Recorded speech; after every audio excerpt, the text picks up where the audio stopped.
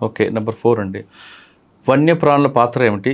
చాలా జాతులు అంతరిస్తున్నాయి లేదా వాటి జనాభాలు తగ్గిపోతున్నాయి. ఎందుకు? ముఖ్యంగా వన్యప్రాణులు ఏంటంటే, ఇప్పుడు ఫర్ ఎగ్జాంపుల్ మీకు ఉదాహరణ మళ్ళీ నేను టైగర్ గురించే చెప్పాల్సి వస్తుంది. టైగర్ ఉందనుకోండి, ఆ ఫారెస్ట్ అంతా ప్రొటెక్టెడ్ అంతే. ఒక టైగర్ ఉందనుకోండి, టైగర్ చేసే పని మా 100 మంది కూడా చేయలేరు. అంత చేస్తుంది అనమాట. అంటే అది ఉంది అంటే ఎవరు మీరు లోపలికి ఎవరు వెళ్ళరు అంత ప్రొటెక్ట్ చేస్తారు. అయితే ఇక్కడ మన బాధ్యత ఏంటంటే దాన్ని మనం కాపాడాలి. ఎలా? ఇప్పుడు రకరకాలుగా మీరు దాంట్లో ఉన్న నెక్స్ట్ క్వశ్చన్ అదే ఏంటంటే, చంపుతుంటారు. ఏది రకరకాల పద్ధతులు చంపుతుంటారు. ఈవెన్ టైగర్ అనేది కూడా చంపడానికి వెనుకాడరు. ఎందుకంటే టైగర్ అనేది చాలా దాని స్కిన్, దాని అన్ని నెయిల్స్, ముస్టాష్, ఇవన్నీ ప్రతి ఒక్కటి విబ్రియా అంటారు, అవన్నీ కూడా ప్రతి ఒక్కటి చాలా వాల్యుబుల్. అంటే జనాలు అట్లా ఉంది అంటే దాని చుట్టూ నిజానికి అవన్నీ మిత్స్ అండి, అవి మూఢనమ్మకాలు. ఇప్పుడు టైగర్ గోరు మెళ్ళ వేసుకుంటే ఏదో అనుకుంటారు, ఏమి కాదు. పులి చర్మ మీద కూర్చొని వస్తారంటారు కదా. ఇప్పుడు గోరు ఉంది కదా, ఈ గోరులో ఉన్నటువంటి పదార్థం ఓకే కెరాటిన్ అని ఉంటుంది. ఓకే, ఆ కెరాటిన్ అనేటువంటిది మనం కట్ చేసి దీన్ని ఏం చేస్తాం, డస్ట్బిన్లో వేస్తాం, అంతేనా? అవును. ఇదే పదార్థంతో అది తయారైద్దండి. కానీ పులి గోరు మెళ్ళ వేసుకుంటే అదే పులి చర్మం మీద కూర్చొని పూజ చేస్తే దేవుడు ప్రత్యక్షం అవుతాడు అంటారు కదా. అలా ఇప్పుడు అలా అనుకుంటారు కదా, మరి దీన్ని మీరు అందుకు వేస్తున్నారు అక్కడ. మనిషి గోరు కదా, మనిషి గోరు కదా, అంతే. ఇదేం లేదు, మూఢనమ్మకాలు, మిత్స్ అనమాట అవన్నీ. ఇప్పుడు మీరు ఇందాక చెప్పారు కదా, కరెక్ట్ చెప్పారు అది. ఎందుకంటే నేను ఒక టైగర్ స్కిన్ని సీజ్ చేశాను. సీజ్ చేసినప్పుడు అది పాపం దాన్ని చంపింది ఎక్కడంటే మహారాష్ట్రలో. స్కిన్ని బెజూర్ వైపు పట్టుకొస్తుంటే మేము మాటేసి దాన్ని సీజ్ చేసాం, పట్టుకున్నాం. అది సేమ్ మీరు చెప్పినటువంటిదే. వాళ్ళు మేము ఎంక్వైరీ చేస్తే తెలియదు ఏంటంటే దాన్ని తీసుకెళ్ళి కూర్చొని దాని మీద కూర్చొని పూజ చేశారు. ఎందుకు? మీరు ఒక విషయం నేను చెప్తాను. మీరు ఎలాంటిదైనా తోలు లాంటిది మీరు కనుక వేసుకొని కూర్చుంటే కొద్దిసేపటికి మనకు అలా ఫీలింగ్ వచ్చేస్తుంది. ఎందుకంటే మన కండక్షన్ క్రిందికి పోదు. అంటే ఫర్ ఎగ్జాంపుల్ మీరు కొన్నిసార్లు చెప్పులు వేసుకొని స్లిప్పర్స్ వేసుకొని ఇంట్లో తిరుగుతూ ఉంటారు చూసారా, తిరిగినప్పుడు మన ఆటోమేటిక్గా మన లోపల కొంత ఎనర్జీ డెవలప్ అవుద్ది. ఆ డెవలప్ అయినప్పుడు అలా ఉన్నటువంటి వాళ్ళని కనుక మనం పట్టుకుంటే మనకు షాక్ వచ్చినట్టు అవుద్ది. మీరు గమనించినరో లేదో. ఎందుకు అవుతుంది? ఎందుకంటే వాళ్ళు వేసుకున్నటువంటి స్లిప్పర్స్ అది ఆ విద్యుత్ నిరోధకంగా ఉంటాయి, అందుకని క్రిందికి పోదు. నడుస్తున్నటువంటిప్పుడు ఏర్పడిన ఎనర్జీ వాళ్ళ బాడీలో అలాగే ఉంటుంది, ఎందుకంటే వాళ్ళు స్లిప్పర్స్ వేసుకున్నారు కదా. మీరు ఏమీ చెప్పులు లేకుండా మీరు వాళ్ళని పట్టుకున్నారనుకోండి, ఆ పవర్ మీ ద్వారా కిందికి పాస్ అవుతుంది. అప్పుడు మీకు ఆ షాక్ అనిపిస్తుంది. నేను ఇట్లా అనుభవించాను. కానీ కొంతమంది బెడ్షీట్లు పట్టుకుంటారు, అటువంటి వ్యక్తులు పట్టుకున్న షాక్ వస్తుంది. అంటే ఒకటండి, మన లోపల ఎనర్జీ ఏ కదలిక వలన ఇంకా వేరే కారణం వలన ఎనర్జీ కనుక ఉత్పత్తి అవుతుంది, అది సహజం. అది ఆ ఉత్పత్తి అయినటువంటిది కనుక క్రిందికి పోయే అవకాశం లేకపోతే వాళ్ళను వేరే వ్యక్తులు కనుక పట్టుకుంటే వాళ్ళు ఆ షాక్ని అనుభవిస్తారు. అంతే, దాంట్లో ఉన్న చిన్న ఫిజిక్స్ ఇది. అంతేగాని దీన్ని ఈ మూఢనమ్మకాల కారణంగా ఏమవుతుందంటే పాపం అవి చచ్చిపోతున్నాయి. అది తర్వాత సార్, వన్యప్రాణుల వధ ఎలా జరుగుతుంది? ఇవి చాలా ఇంపార్టెంట్ సార్. ఇవన్నీ కూడా చంపడం, తినడం అనేటువంటిది అనాదిగా ఉంది, లేదని కాదు. ఆదిమానవుడు ఈ అన్ని సందర్భంలో ఉన్నాయి. కానీ అప్పుడు వేరు, అప్పుడు వాటి యొక్క సంఖ్య అవన్నీ కూడా చాలా ఉన్నాయి. కానీ ఇప్పుడు ఆ పరిస్థితి లేదు. కొన్ని జాతులు పూర్తిగా అంతరించే పరిస్థితికి వచ్చేసినాయి. ఇప్పుడు అన్నీ మీరేమైనా రాబందులు కానీ, లేకపోతే టైగర్ కానీ, లేక ఇతరత్ర ఉన్నటువంటి జింకలు, దుప్పులు, ఇవన్నీ వీటిని ఇప్పుడు చంపేస్తే ఇక మొత్తానికే జాతులే పోతాయి. అంటే ఇంత ఉన్న నంబర్ కాస్త ఇంతకు వచ్చేసింది. మిగిలిన వాటిని కూడా తర్వాత బుక్స్లో ఉంటాయి, బుక్స్లో ఉంటాయి, ఏముండవు. మ్యూజియంలో బొమ్మలు చూస్తాం మనం. ఓకే, వీటిని చంపడం ఎలా చేస్తారంటే బరిసెలు పట్టుకొని వెళ్ళడం, బరిసెలతోటి రాత్రి కూడా హంట్ చేయడం, లేకపోతే బాంబులు పెడతారండి చిన్న చిన్న. అంటే ముఖ్యంగా ఈ పందులు ఇట్లాంటి వాటి విషయంలో అది చిన్న మురిగిపోయిన మాంసం కానీ లేకపోతే మొక్కజొన్న వాటికి కానీ అందులో బాంబు పెట్టేస్తే అది తెలియకుండా దాన్ని కొరుకుద్ది. అది కొరకడం వల్ల మొత్తం పేలిపోయి చచ్చిపోతాయి అవన్నీ కూడా. ఇలా కొన్ని చేస్తుంటారు. అన్నిటికంటే ఇప్పుడు బాగా నడుస్తున్నటువంటిది ఏంటంటే కరెంటు తీగలు వేయడం. కరెంటు తీగలు మనం అడవి పక్క నుంచి పోయేటివి ఉంటాయి కదా, కరెంట్ లైన్లు ఉంటాయి కదా, పవర్ లైన్స్. ఆ పవర్ లైన్ నుంచి దొంగతనంగా సన్నటి జిఐ వైర్ ఉంటుంది చూడండి, ఆ వైర్ని అక్కడి నుంచి పవర్ డ్రా చేసి కింద వేసేస్తారు. కింద ఒక 1/2 మీటర్ ఎత్తుతోటి సింపుల్గా ఇట్లా కర్రలు పెట్టి లేకపోతే పక్కన ఇట్లా గుంజి కట్టి ఇట్లా వేస్తారు. సాయంత్రం వేస్తారు వీళ్ళు 5-6 ప్రాంతంలో వేసేస్తారు. ఆ దారి గుండా పోయేటువంటి ఏ యానిమల్ అయినా దానికి తగిలిందంటే షాక్ గురైతే చచ్చిపోతుంది. అలా టైగర్లు కూడా చచ్చిపోయాయి. టైగర్ చనిపోయాయి, దుప్పులు జింకలు ఎన్నో చనిపోయాయి, పందులు చనిపోయాయి, ఈవెన్ మనుషులు కూడా చనిపోయారు, పశువులు కూడా చనిపోయాయి. ఇలా చాలా జరుగుతున్నటువంటివి అనమాట. దీన్ని మనం బాగా అరికట్టాల్సి ఉంటుంది. దీనికి పోలీస్ హెల్ప్ కూడా మేము తీసుకుంటాము. అలాగే పవర్ సప్లై చేసే పవర్ డిపార్ట్మెంట్ ఉన్నారు, ఎలక్ట్రిసిటీ. అది పెట్టడం కూడా క్రైమ్ కదండి, ఇది క్రైమ్. అది క్రైమ్. అట్లా అటువైపు నుంచి చూసినా క్రైమే. ఇటు మనుషులు చనిపోతున్నారు, పోలీసు వైపు దొంగతనం కరెంట్ తీసుకోవడం నేరమే కదా. నేరమే ఇవన్నీ. కానీ ఇవి ఫారెస్ట్ విలేజెస్ లో జరుగుతుంటాయి ఇవన్నీ. ఎవరు పట్టుకోరని భరోసా. అంతే, పట్టుకోవడం అని అంటే అదే తెలియదు. ఎందుకంటే వాళ్ళు ఈవినింగ్ వేస్తారు. మేమేం చేస్తుంటామంటే వాటిని అన్నిటిని ఎప్పటికీ ఎక్కడెక్కడైతే వేస్తుంటారో, అంటే అన్ని చోట్ల వేయరు, ఏదైతే లైన్ ఎక్కడ ఉంటుందో, యాక్సెసిబిలిటీ ఎక్కడ ఉంటుందో ఇవన్నీ చూస్తూ మేము ఎప్పటికప్పుడు వాటిని శానిటైజ్ చేస్తాం, తీసేయడం. లేకపోతే ఆ చేసినటువంటి వాళ్ళు ఎవరున్నారు వాళ్ళని మేము మళ్ళీ తీసుకెళ్ళి విచారించడము, ఈవెన్ కేసులు బుక్ చేయడము, పోలీస్ తోటి వాళ్ళకు కూడా కౌన్సిలింగ్ ఇప్పించడము, ఇలాంటివన్నీ నిరంతరం జరిగేటువంటి ప్రాసెస్ సార్ ఇదంతా కూడా. తర్వాత సార్, అడవులు వన్యప్రాణులను కాపాడడంలో ప్రభుత్వాలు పౌరుల బాధ్యత ఏమిటి, అటవీ శాఖ విధి ఏమిటి? ముఖ్యంగా మేము అటవీ శాఖ విధి ఏంటంటే అడవుల్ని వన్యప్రాణులు కాపాడడం, ప్రొటెక్షన్ అనేది ఏంటి మా మ్యాండేట్ అనమాట. అది మ్యాండేట్ ఉన్నదే అందుకు. రెండవది దాన్ని డెవలప్ చేయాలి, ఉన్నటువంటి అడవిని అంటే రకరకాల పనులు చేయడం ఇట్లాంటివి చేస్తాం. ఇదే ప్రభుత్వాలు ప్రజల విషయానికి వస్తే మీరు చూసే ఉంటారు, రాజ్యాంగంలోనే ఉంది ఆర్టికల్ 48 and 51లో. ఇది ఆదేశిక సూత్రాల్లో ఉంటుంది. అది ఆదేశ సూత్రాల్లో ఉంటుంది. ప్రాథమిక విధి కూడా వీటిని కాపాడడం అనేది సిటిజన్స్, పౌరుల విధి అంటే కేవలం వాళ్ళెవరో చేస్తారని కాదు. క్లియర్గా మీకు అడవులు వన్యప్రాణులను కాపాడాలి అని రాసి ఉంటుంది దాంట్లో. అలాగే డైరెక్టివ్ ప్రిన్సిపల్స్లో కూడా ఆదేశిక సూత్రాలు ఉంటాయి కదా, తప్పనిసరి ప్రభుత్వాలు దీన్ని కాపాడడానికి అన్ని రకాల చర్యలు తీసుకోవాలి అనేటువంటిది కూడా ఉంటుందన్నమాట. సో వీటిని ప్రాధాన్యత రంగంగా దీన్ని గుర్తించాలి. అంటే ఏమైనా ఇప్పుడు మనం కేవలం ప్రభుత్వాల బాధ్యత కాదు, ప్రతి మనిషి తనని ఏ విధంగా కాపాడుకుంటున్నాడో ఆ విధంగా అడవిని కాపాడే బాధ్యత ఉంది. లేకపోతే మీకు రాను పీల్చడానికి కూడా దొరకదు, గాలి కూడా కొనుక్కోవాలి, నీరు కొనుక్కున్నట్లు దొరకదు. అలాంటి పరిస్థితులు వస్తాయి. ఓకే సార్, చెట్లు నరికివేత, జంతువుల వేట విషయాల్లో చట్టం ఏం చెప్తుంది? ఎస్ సార్, ఇప్పుడు జంతువుల వధ విషయంలో చాలా స్ట్రాంగ్గా ఉంటాయి సార్. మీరు వినే ఉంటారు, చాలా పెద్ద పెద్ద పవర్ఫుల్ పీపుల్ కూడా వన్యప్రాణుల వేటలో జైలుకి వెళ్ళిన సందర్భాలు మనం ఎన్నో చూసాం కదా, చాలా పెద్ద పెద్ద ప్రముఖులు. ఇక అలాంటి అంత పెద్ద ప్రముఖమైన వ్యక్తులే 20 ఏళ్లుగా కోట్ల చుట్టూ తిరుగుతున్నప్పుడు ఒకసారి ఆలోచించాలి, సామాన్య జనాలు ఎంత ఇబ్బంది పడతారు. చెట్టు ఉందండి ఇంటి ముందు, అది తీసేయండి అంటాడు ఒక ఆయన వచ్చి. దాని చెట్టు నరకాలంటే ఒక సిస్టమ్ ఉంది. ఆ ప్రొసీజర్ ఏం చెప్పి అయితే ఏంటంటే సార్, ఫారెస్ట్ లో కనుక నరికితే అది అటవీ చట్టం వస్తుంది, అటవీ చట్టం.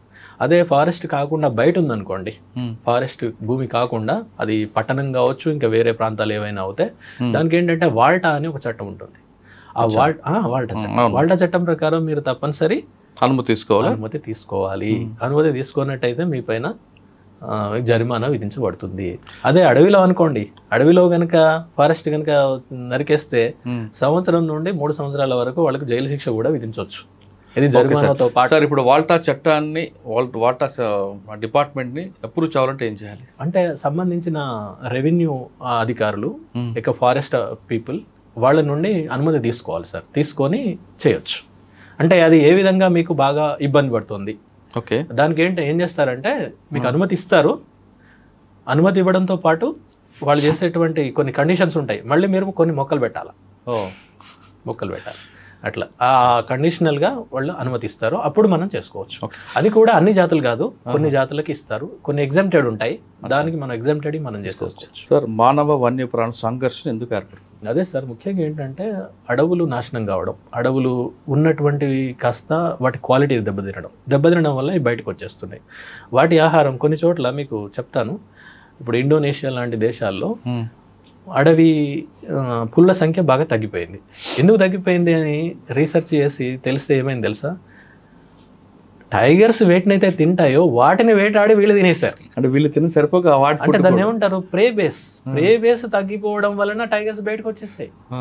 ఎస్, అంటే ఇలా కారణాలు రకరకాలుగా ఉంటాయి. అంటే ఆవాసం దెబ్బతినడం కావచ్చు, ముఖ్యంగా ప్రధానంగా ఆవాసం దెబ్బతినడమే. ఇప్పుడు దాని యొక్క అడవిని మనం వ్యవసాయం కోసమో ఇంకా ఇతరత్ర వాటి గురించి మనం నాశనం చేస్తున్నాం అనుకోండి, మరి అవి ఎక్కడ ఉంటాయి? బయటకు వచ్చేస్తాయి. అవును. అట్లా అలాగే మనం రకరకాల అవసరాల కోసం ఫారెస్ట్ని ఉపయోగించుకోవడం. సార్ ఓకే, అంటే కొన్ని కలప కోసం, కలపేతర, ఇప్పుడు ఫర్ ఎగ్జాంపుల్ తునికాకు, లేకపోతే చీపురు, లేకపోతే రకరకాల గమ్స్, వీటన్నిటి గురించి కూడా ఆ చుట్టుప్రక్కల ఉన్నటువంటి వాళ్ళు వాటి మీద ఆధారపడతారు. ఉంటాయి, వాళ్ళకు కూడా ఉంటాయి. అలాంటి సందర్భంలో కూడా గతంలో అంత పెద్దగా జరిగేటివి కాదు, కానీ ఇప్పుడు ఆవాసం దెబ్బతినడం కారణంగా ఇవి కొన్ని జరుగుతున్నాయి. సార్, పులులు, చిరుతలు, ఎలుగుబంట్లు, ఏనుగులు వంటి జంతువుల వలన సంఘర్షణ తలెత్తినప్పుడు, శాకాహార జంతువుల వలన నష్టం కలిగినప్పుడు ఏం చేయాలి? సార్, ఇదేంటంటే ఒకవేళ మనకు 2-3 రకాలుగా ఉంటాయి సార్ ఈ ప్రాబ్లమ్స్.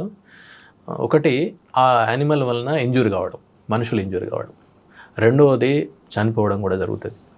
ఇంకొకసారి కొన్ని అవయవాలు కోల్పోవడం అలా జరుగుతుంది. లేక పంటల డ్యామేజ్ కూడా జరుగుతుంది. పందులు వచ్చేస్తాయి, విపరీతంగా నాశనం చేసేసి వెళ్ళిపోతాయి. సో ఇది జరిగినప్పుడు ఏనుగులు వస్తాయి, చెరుకు పంట జరుగుతాయి. ఇప్పుడు మొన్న అక్కడ దాకా ఏనుగు ఒకటి, ఇదే బెజూర్ ప్రాంతంలోనే పెంచుకలపేట రేంజ్ అని ఉంటుంది, 3 రేంజెస్ దాటుకుంటూ ఒకవైపు నుండి ఎంటర్ అయ్యి ఇంకో వైపు నుండి వెళ్ళిపోయింది. ఈ వెళ్ళిపోయే క్రమంలో 2 చంపేసింది. అది 2 చనిపోయారు, 2 ప్రాణాలు పోయినాయి పాపం. ఎందుకంటే అక్కడ ఏనుగు టాపిక్ వచ్చింది కాబట్టి, ఏనుగు చంపడం అనేది సాధారణంగా చేయదు. అవును, ఏ జంతువు అయినా సరే తన ప్రాణాన్ని కాపాడుకోవాలనే ఉద్దేశం ఉంటుంది తప్ప మనుషుల మీద అటాక్ చేయడం ఉంటుంది. ఏనుగు మనకు కాషన్స్ ఇస్తుంది అటు కదండి. అవును, అన్ని టైగర్ కూడా, ఏ యానిమల్ అయినా కూడా. ఇప్పుడు మీరు అక్కడ దాకా ఎందుకు సార్, మీరు మనకు బాగా తెలిసిన ఎగ్జాంపుల్ నేను ఒకటి చెప్తాను. ఇప్పుడు మీరు కుక్కలు ఉన్నాయి అక్కడ, ఓకే, మనం వెళ్తున్నాం, మనం మరీ దగ్గరికి వెళ్ళామనుకోండి, అది వెంటనే మన మీద పడేమి కరవదు. అది ఫస్ట్ అది మనకు గుర్రమంటది, అది వార్నింగ్ ఇస్తుంది. అప్పుడు మనం ఎక్కడో మాట్లాడుతూ ఉంటాం, ఏ మొబైల్లో చూస్తూ ఉంటాం, మనం ఏమి పట్టించుకోం దాన్ని. అంటే జనరల్గా మన హ్యూమన్ టెండెన్సీ అది, నేను పర్సన్ అనట్లేదు. అయినా చూడకుండా దాని దగ్గరికి వెళ్ళిపోతాం, మీద పడితే. అంటే ప్రతి దానికి ఏంటంటే దానికంటూ ఒక బార్డర్లో ఉన్నప్పుడు ఒక ప్రత్యేకమైన ఏరియా ఉంటుంది. ఆ ఏరియా వరకు అది థ్రెట్ని పర్సీవ్ చేయదు. ఏం కాదులే, ఇక్కడ వరకు వచ్చినా కూడా నేను వెళ్ళిపోవచ్చు అని అనుకుంటుంది అనమాట. మీరు ఆ లిమిట్ని కూడా దాటారు, మీద పడితే.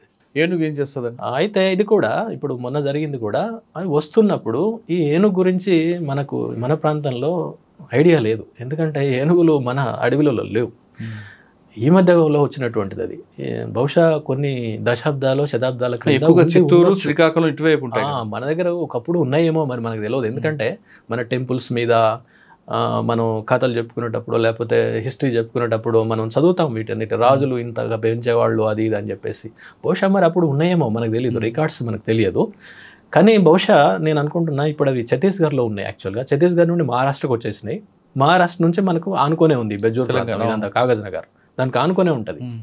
సో మళ్ళీ దాని యొక్క విస్తరణ, దాని యొక్క ఏరియా విస్తరణలో భాగంగా వచ్చినాయా మనకు తెలియదు, దాన్ని స్టడీ చేస్తే తప్ప మనకు అర్థం కాదు. అయితే ఈ ఏనుగు రావడంతో ఇక్కడ ఏంటంటే వీళ్ళకు పాపం తెలియదు ఏనుగు అనేటువంటి విషయం, దాన్ని ఎట్లా హ్యాండిల్ చేయాలో తెలియదు. ఈవెన్ టైగర్ తెలుసు, టైగర్ గురించి వచ్చినప్పుడు మనం ఎట్లా కాపాడుకోవాలనేది వాళ్ళకి ఐడియా ఉంది, కామన్ పీపుల్కి. కానీ దీని గురించి ఐడియా లేకపోవడం వల్ల తక్కువ అంచనా వేశారు దాన్ని. అది కాకుండా యానిమల్ చాలా పెద్దగా ఉంటుంది, మనం దగ్గరకు వచ్చేసరికి మనం వెళ్ళిపోవచ్చులే, అలా కొన్ని మిస్కన్సెప్షన్స్ ఉన్నాయన్నమాట. వాటి కారణంగా వాళ్ళు ఒకరైతే ఫోటో తీస్తున్నారు దాన్ని. సో ఇక అది unfortunately really it's a great. ఏనుగు ఎదురుపడినప్పుడు ఏం చేయాలి, ఎలా తప్పించుకోవాలి? అంటే జనరల్గా సార్ మనం ఎప్పుడు కూడా కొన్ని 100 మీటర్లు మనం దానికి దూరంగానే ఉండాలి. ఎందుకంటే అది వైల్డ్ యానిమల్. వైల్డ్ యానిమల్ ఎలా బిహేవ్ చేస్తుంది అనేది మనం ఎప్పుడు కూడా చెప్పలేం.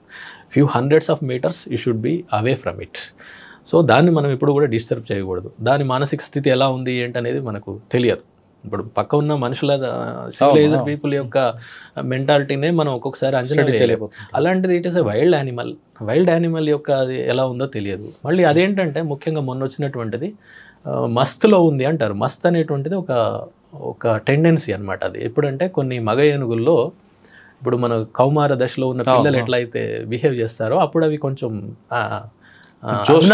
అబ్నార్మల్గా బిహేవ్ చేస్తాయి. నార్మల్ బిహేవియర్ కాకుండా అబ్నార్మల్గా ఉన్నప్పుడు అది ఎలా బిహేవ్ చేస్తాయి అనేది మనం యూ కెనాట్ ప్రెడిక్ట్. సో ఏదైనా జరగచ్చు. సో అలా కూడా ఉండొచ్చు అని కొంతమంది దానిపైన పనిచేసినటువంటి వాళ్ళు అన్నారు. అదే అయి ఉండొచ్చు, లేక అది ఏరియాని సర్చ్ చేసుకోవడానికి కూడా కావచ్చు. అంటే నెక్స్ట్ వాటి యొక్క ఏరియా విస్తరణలో భాగంగా కూడా చూసి ఉండొచ్చు. ఇలా రకరకాల. ఇప్పుడు మీరు చెప్పారు కదా ఛత్తీస్గఢ్ నుంచి మహారాష్ట్ర మీద వచ్చింది. ఎస్, అంటే నెక్స్ట్ గుంపు వచ్చే అవకాశం ఉందంటారు. ఉండొచ్చు సార్. అందుకనే మా వాళ్ళు అటవీ శాఖ దీనిపైన మంచి ఏంటి ఒకవేళ వస్తే చేస్తున్నారా? ఒకవేళ వస్తే మనం ఏం చేయాలి దీనిపైన 2-3 వర్క్షాప్స్ కూడా పెట్టారు, మీటింగ్స్ పెట్టారు. మనం ఏం చేయాలనే దాని మీద జరుగుతున్నాయి కొన్ని. ఓకే సార్, కొత్త ఎక్స్పీరియన్స్. ఫైనల్గా అడవుల సంరక్షణకు మనం ఏం చేయాలి? అందరూ చేయాల్సిన ప్రభుత్వాలు ఏం చేయాలి, ప్రజలు ఏం చేయాలి? ప్రభుత్వాలు దీన్ని ప్రాధాన్యత కలిగిన రంగంగా దీన్ని గుర్తించాలి. అంటే ఇప్పుడు మనం పోలీస్, రెవెన్యూ ఇంకా ఎట్సెట్రా వాటికి ఇచ్చినటువంటి ప్రాధాన్యత ఎప్పుడు చూసినా ముందుంటాయి. అవును, ఫారెస్ట్ అనగానే ఎక్కడో ఉంటుంది అది చివర. అలా కాకుండా, ఎందుకంటే ఎకోసిస్టమ్ ఆధారంగా మనం గాలి, నీళ్లు ఇట్లాంటివన్నీ కేవలం కలప డబ్బులే కాకుండా ఇట్లా ఆలోచించినప్పుడు చాలా ముఖ్యమైనటువంటి వనరు కాబట్టి దాన్ని ఏ పేరుతోనైనా దాన్ని నాశనం జరగకుండా జరిగేటువంటి దాన్ని ఆపాలి, దాన్ని రక్షించాలి. అలాగే కొన్ని నశిస్తున్నటువంటి జాతులు, ఫర్ ఎగ్జాంపుల్ రాబందులే అనుకోండి, ఇంకా వేరే ఏవైనా టైగర్సే అనుకోండి, వీటి గురించి చాలా మంచి సంరక్షణ చర్యలు బాగా చేపట్టాలి. ముఖ్యంగా అవి ఖాళీలు ఉంటున్నాయి బాగా. ఇప్పుడు మీరు చూసారు కదా, 5,000 మంది ఉంటాయి. 5,000 కాదు, కనీసం 10,000 మంది అయినా మినిమం ఉండాలి. చాలా చోట్ల ఖాళీలు ఉంటాయి. అలా ఖాళీలు ఉండకుండా అంతా నింపేసి వీళ్ళకు ట్రైనింగ్స్ ఇట్లాంటివి ఇవ్వడము, దీన్ని కొంచెం స్ట్రెంథన్ చేయాలి సార్. స్ట్రెంథన్ కనుక చేస్తే తప్పకుండా ఉంటుంది. అలాగే ప్రజల్లో కూడా అవగాహన కల్పించాలి. మీరు మొదలుపెట్టిన దాంతో నేను ఎండ్ చేస్తాను. అవగాహన అనేది చాలా ఇంపార్టెంట్ అన్ని చోట్ల. ఇప్పుడు మనం చిన్న వాటికే ఎంతో, ఇప్పుడు ఒక చిన్న సబ్బో, టూత్పేస్ట్ ఉందనుకోండి, దాని మీద ఎంత ఖర్చు పెడతారు అడ్వర్టైజ్మెంట్ కోసం? లెక్కలేనంత ఖర్చు పెడతారు. మనకు తెలియకుండానే అది కొనేస్తాం వెళ్ళి. ఆ చిన్నది అది ఉన్నా లేకపోయినా పెద్ద it doesn't make any difference.